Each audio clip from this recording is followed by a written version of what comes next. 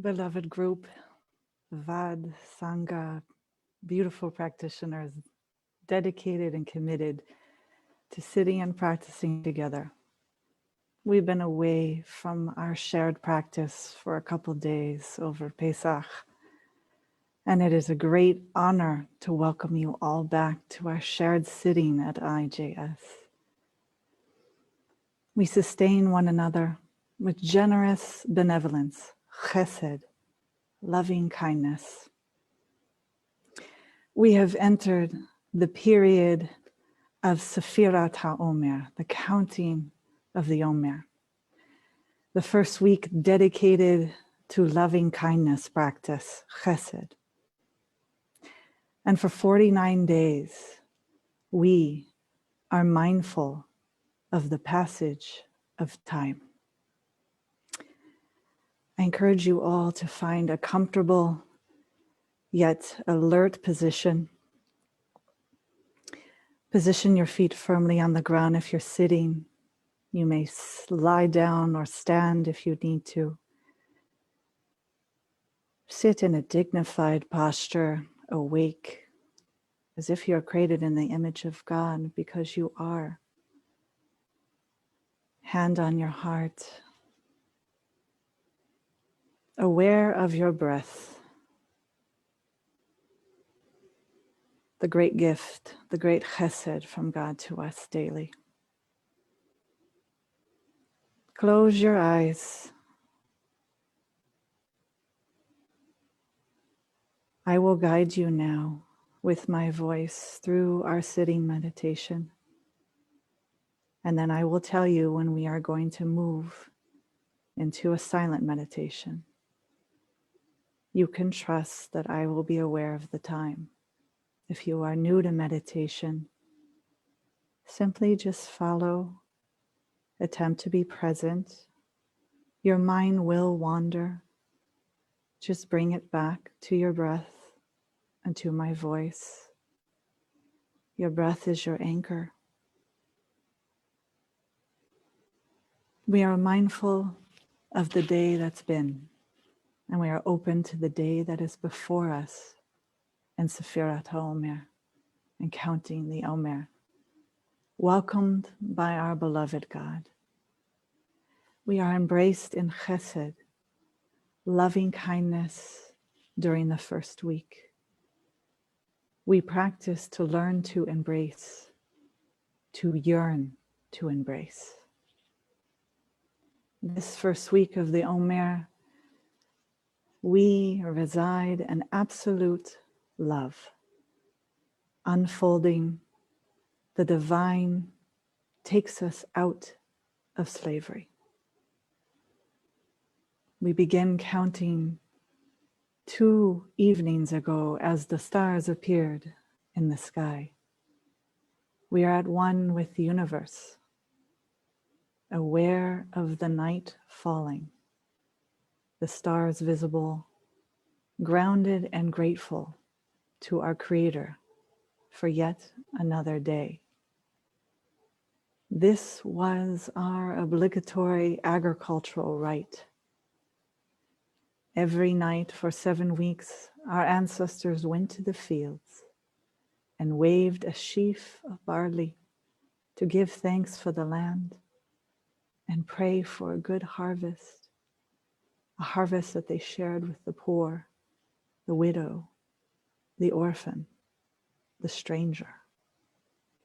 Counting the Omer always involved awareness of and care for the other. We have the gavura, the strength to embrace chesed, loving kindness and seeking to bring God's good to others.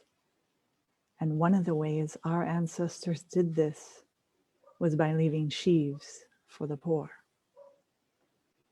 We are only worthy of marking our journey from slavery in Egypt and Mitzrayim to revelation at Sinai, where we bear the burden of the other, which is all about the strength in the practice of loving kindness. For today we practice Gevura in our chesed. Chesed is one of the primary attributes of the divine. No less than 245 times does the word chesed appear in our Torah. Chesed involves acts that sustain the other and come out of generosity and kindness. Right now, while you're sitting, your practice is to bring yourself to awareness that we are awakening our hearts to love the very act of caring for the other. This requires strength and chesed. When we act with sustaining generosity to others, beyond any calculation of what they have earned from us or what we can get in return, we emulate God's ways of loving kindness.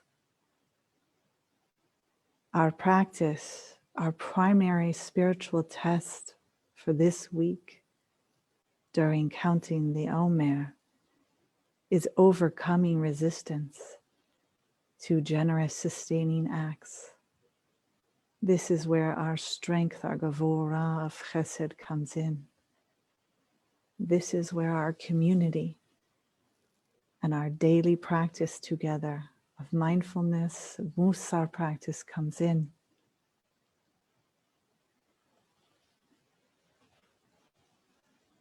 Use your breath as your anchor. Feel your heart opening. Feel any sensations in the body. Know that you can be sustained with love from God and all of us holding you. This too shall pass.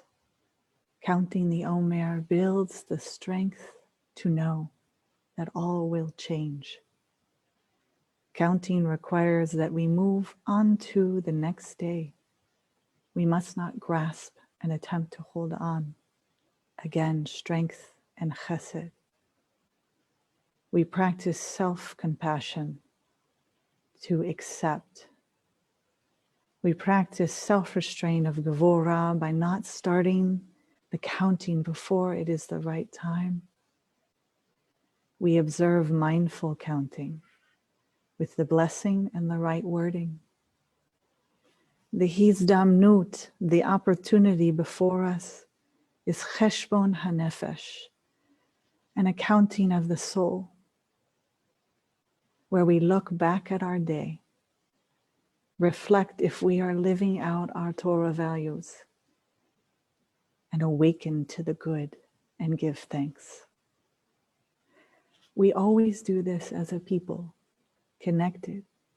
We enter this new day of the Omer, different time zones throughout the world unfolding. God sustains us. And when we feel weak, when we forget to count one day, even two, this practice is to return to Shuvah in community with that strength, and it gives us something to count on in our counting. Feel the sensations in your body. Allow yourself to do a short body scan.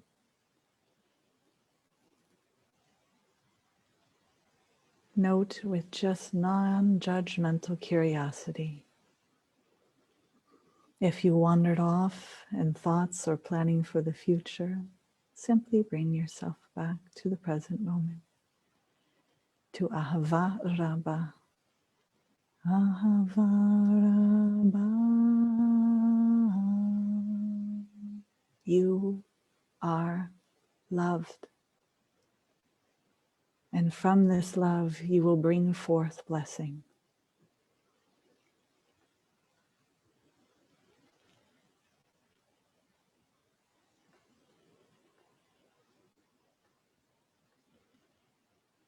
Tap into your breath and to the present moment.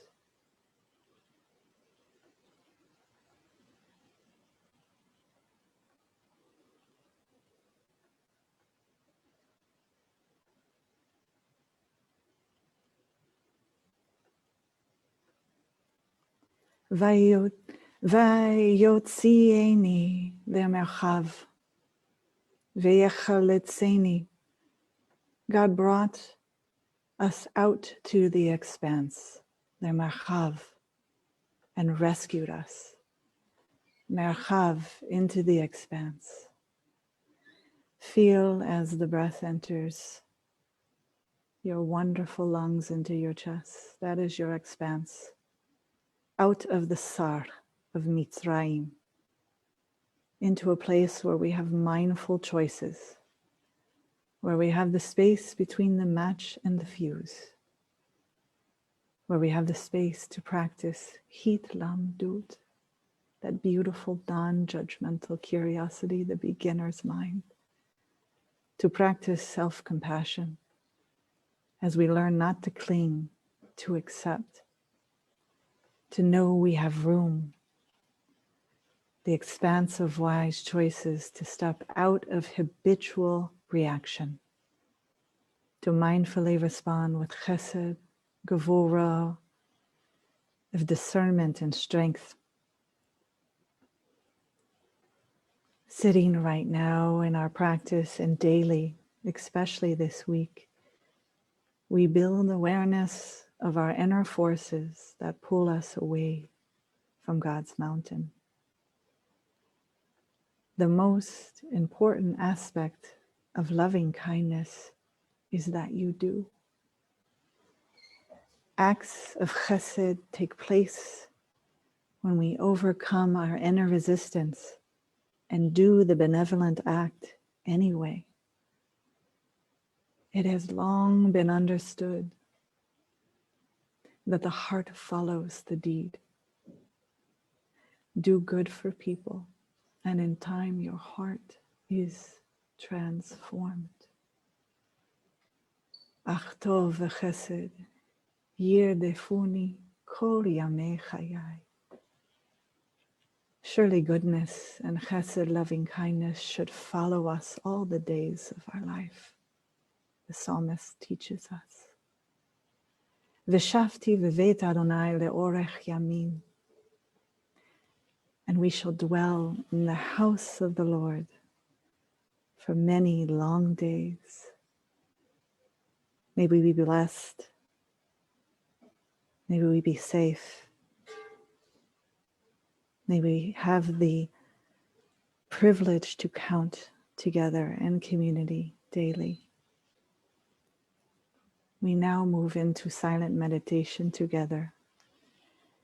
I will ring bells after 10 minutes so you can trust to let go and be deeply in your practice in the present moment. To know when 10 minutes is up, I will ring and you can slowly bring yourself out of the meditation. Allow your breath to be your anchor.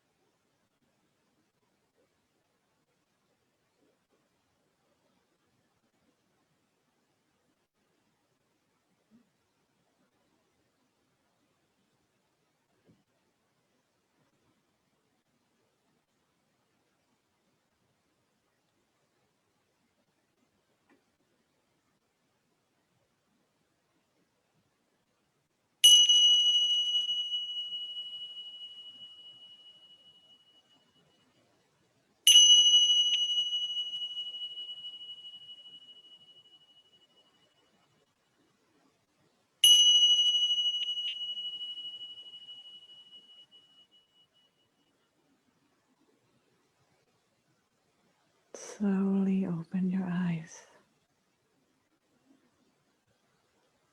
Allow yourself to come back to the light, to the group, to the community. Thank you, beloved community. Thank you, Chasya. We are now going to share again in the chat box, the link to our website, where if you're able and so moved, you can make a donation in support of the work.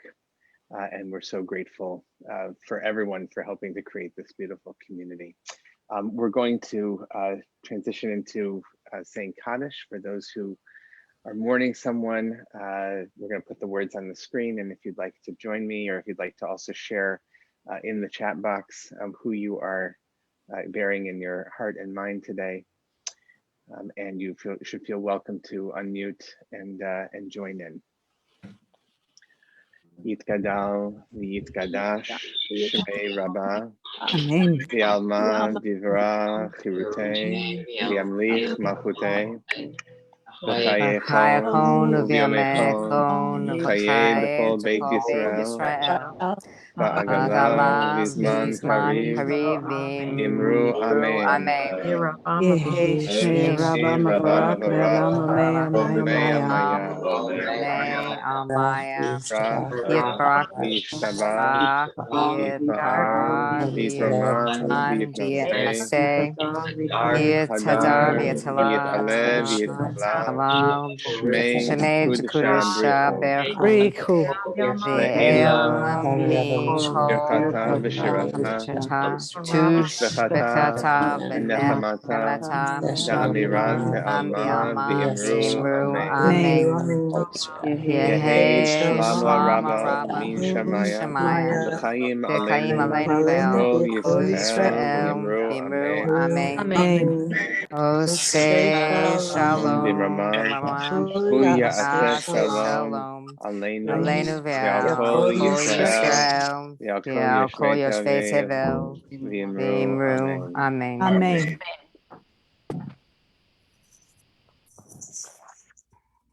Thank you, everyone. And thank you again to today's teaching will be saved on Facebook. However, I want to add a special announcement. We are going to be switching tomorrow. We are no longer be streaming on Facebook. We're going to be putting these on YouTube. And so if you're a Facebook follower, you'll need to look over on YouTube. We'll have them streaming there and available also then archived on YouTube, which will make them easier to find for people who don't necessarily use Facebook. So special note for that. For those who would like to, or are leaving now, we want to wish you good health and shalom and chag sameach, and hope to see you again tomorrow at the same time. Those who'd like to are welcome to stay on here and ask Chasya any questions or share your reflection on today's meditation experience. Okay. And you should feel welcome to put any questions or comments that you have in the chat box, and we can bring them up in that way. Chasya, thank you so much for that beautiful teaching and meditation. I wonder, I heard you talk about, today in the Omer, at least in America, I don't know if you've counted the next day yet in Israel, but is the week is Chesed, and then we have today is Gvura Shebechesed, right? So strength or boundaries within Chesed. And I wonder if you have more to share on that. I heard you sort of refer to the strength to be able to be allow the chesed to flow, allow the loving connection to emerge, and maybe to unblock things that might block us from doing that. How are you experiencing this notion of gvura shebechesed today? That's such a good question. Thank you for it.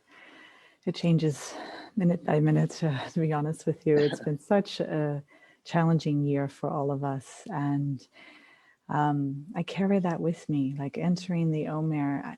As much as I prepare for it, I never feel ready. And I guess that's part of the journey, is really moving from Pesach to Shavuot and really carrying ourselves. So for me today, it's about having this strength. It's more than just discernment, because in order to have wise discernment is one thing. That is part of Gevurah, as we know, of strength. But it's another then to have that courage to act on it. And so there's a double element to it. And for me, it's about self-compassion and not beating myself up if I just am not where I need and want to be. And I feel that a lot lately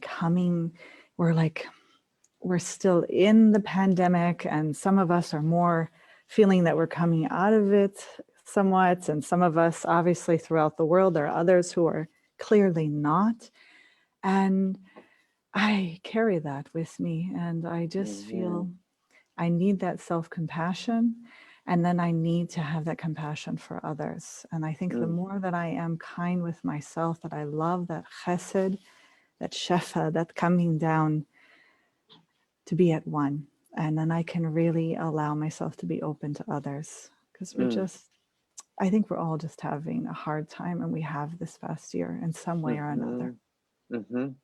Yeah. I find myself saying that a lot of times the greatest chesed for ourselves is actually practicing gvura, right? Is like when we're able to set some limits for ourselves. That's actually, so that's gevura in one sense, but it's actually practicing chesed towards ourselves, and it's a form of self-compassion, right? Which is such a necessary reminder. Someone here, Susan Gold, said that she'll remember, do good and your heart is transformed. And I wonder if you have more to say on, like, that come to you in the moment, or is that something that you teach?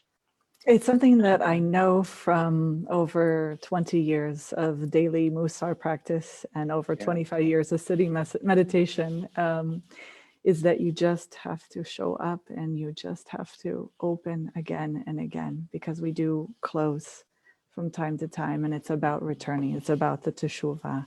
It's about forgiveness to ourselves and others. So if we just try and show up and do our best. The heart does transform, the heart does soften. Mm. And it's a practice. It doesn't happen overnight. And this is why we're here. We sit together. Mm. Yes. There's a question here, I think sort of related, when confronting a difficult situation with an individual, how can we think of them created in God's image, which is how you started. You invited us when we were sitting to really remind ourselves of that and sit in that way. But Yes. this question. It is a huge question and it comes up all the time. I just have to smile and, give myself a little internal hug. Really, the way that Jewish practice, in particular from Musar of Tikkun Hamidot, sees that you are a soul, that you don't have a soul, that you are one. And it's really the daily muck, the buildup, the obstacles over time that stop that holiness, the Kedusha, from flowing through. And when we really can see ourselves as created in the image of God, and particularly others, and really even take it on as a practice when you see someone coming towards you that's difficult, or even those who are not, and to even slowly chant to yourself, or even have as a minute in the morning to say, each and every one, holy soul, including myself. Everyone's created in the image of God, but particularly when you see that difficult person, say to yourself, just quietly, each and every one, holy soul, and just pause. Because as much as they are difficult, there is a spark of the divine in them. And it really is our own practice. Talk about self-restraint and gevurah. If we're going to relate with people who are difficult to us, it's really having somewhat of humility to know that we don't know everything. And usually those who are most difficult are having a hard time in one way or another, or come from something difficult. So we just try. Mm-hmm. Mm-hmm. There's a related question here that I think a lot of parents of growing or grown children, 18-year-old, I can resonate here. An adult son who's struggling, I don't want to enable him.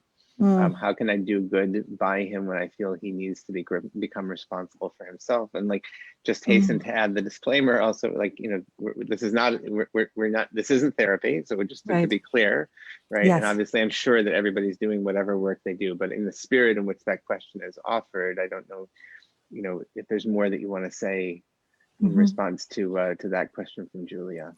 I think that goes back to what you started with, Josh. Thank you, Julia, for the question. I have two children, one soon to be 8 and one 10, and it is challenging. I wait till the 18-year-old age because I hear it even gets more difficult as they get older, so we'll see.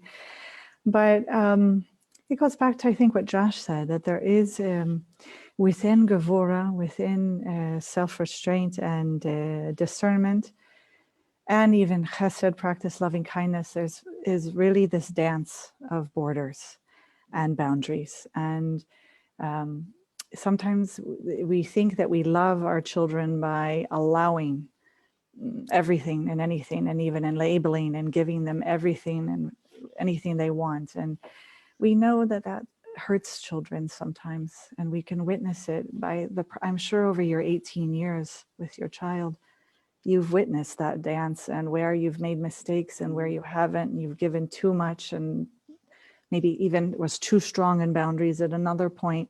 That's all the practice. And, all you can do is try your best. And we all have that with children.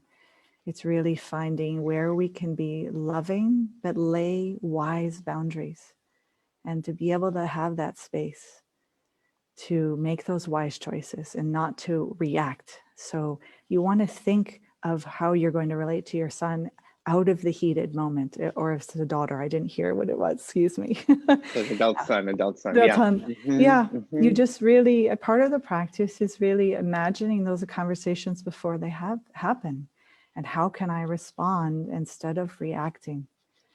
And I wish you all the best, because it's trying. These are our most trying relationships, are the people under our roof. And this is where our work is first, in these concentric circles of obligation. Thank you And for I would that also, question. and I would just say also, like I obviously don't know everyone's specific story, right, is so unique, of course. The thing that I know that I really work on through my own practice is trying to accept that, the world is going to hand my children all the judgment it can, they don't need, and I have no unique capacity to do good in that department. I only actually have unique capacity to do damage if I'm conveying judgment towards them. And the unique thing that I can give them is love, that they can't get from anybody else. And and that doesn't mean, that it's only saying yes to everything, right? So how to, but that goes into the self-compassion of approaching the situation, right?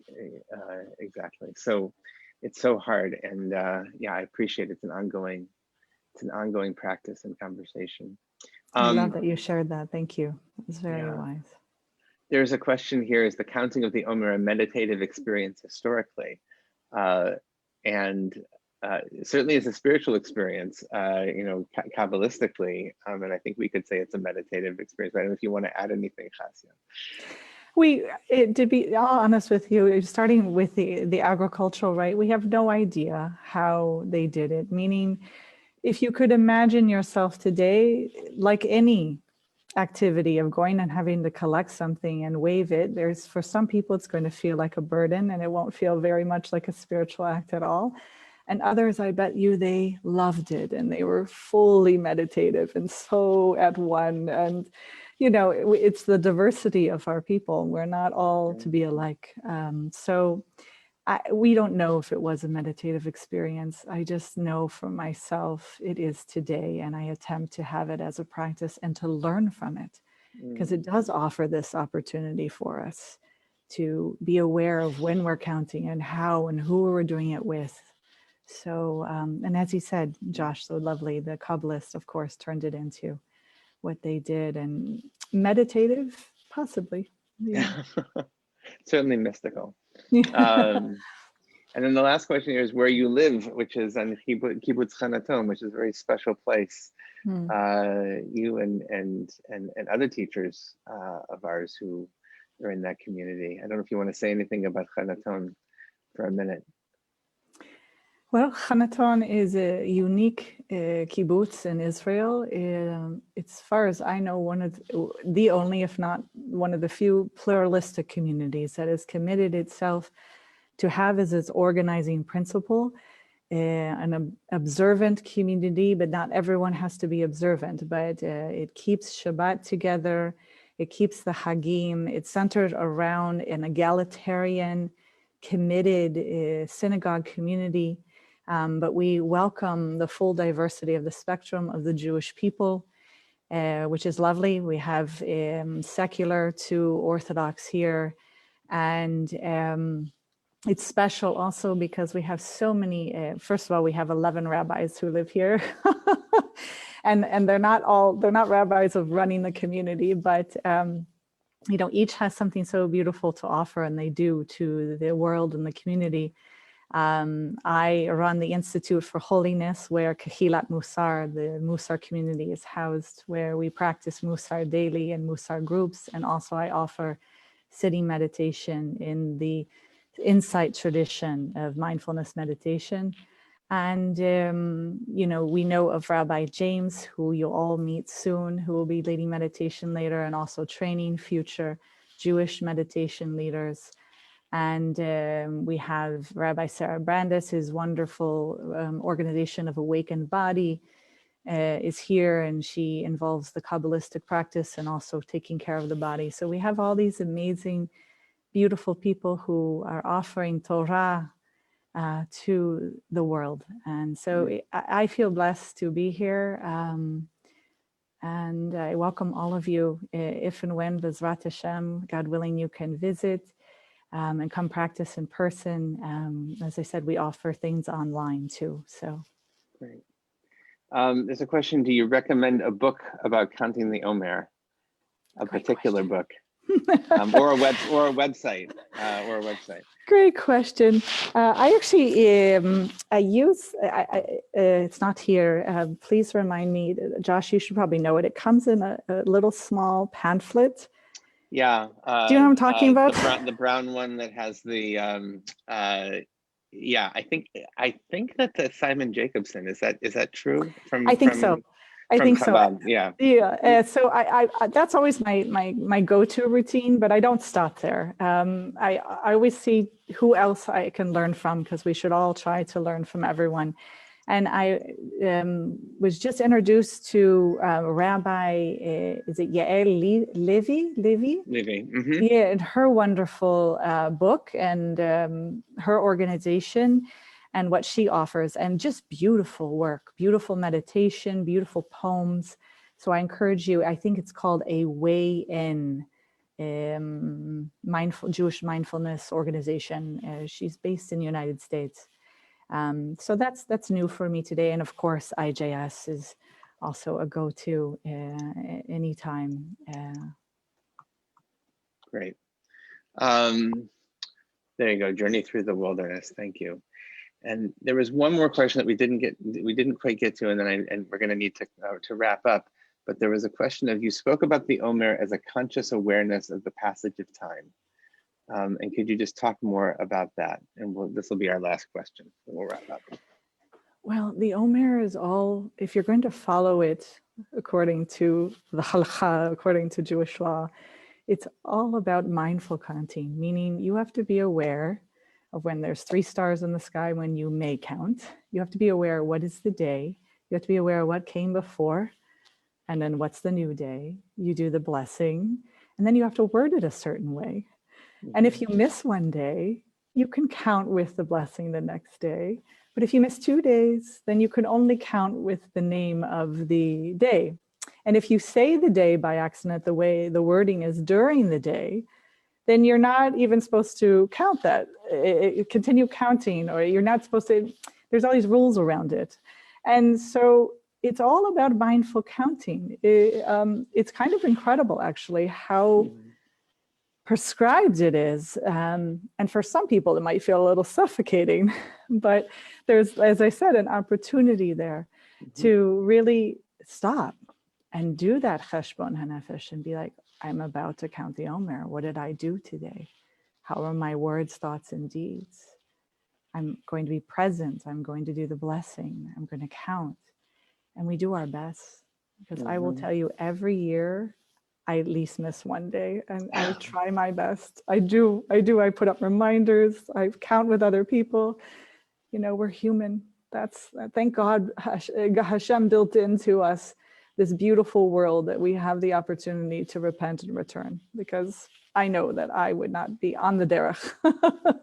I depend on these text messages from some organization in Long Island. I get a text every night at the right time to count. And so it reminds me, it just shows up. It's great.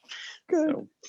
So wonderful. Chasya, thank you so much. It's been such a delight to sit with you today and to learn from you, and look forward to seeing you again soon back here, and wish everybody Moadim L'Simcha, wonderful intermediate days of Pesach, and we'll look forward to seeing you back here tomorrow. Okay. Thank you. Take care. All right. Take care. Bye. Bye-bye.